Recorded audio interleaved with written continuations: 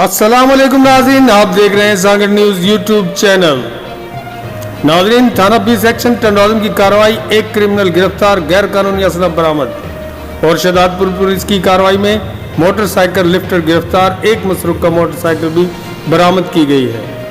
S S P Sanghar Zeeshan Siddiqui کی ہدایت پر جرائم پیشہ عناصر کے خلاف جاری کارروائیوں کے سلسلے میں تھانہ بی سیکشن ٹنڈوالم پولیس کی جانب سے دوران گشت ایک مشکوک شخص کو روک کر تلاشی لینے پر اس کے قبضے سے ایک 32 بور کا بغیر لائسنس پسٹل بما 3 گولیوں کے برآمد ہوا ہے۔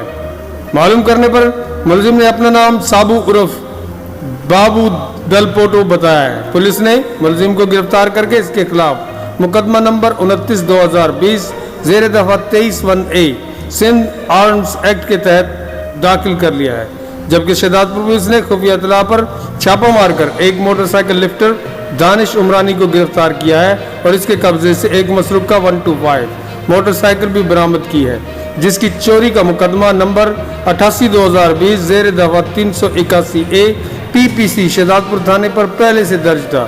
گرفتار ملزم سے مزید تفتیش جاری ہے۔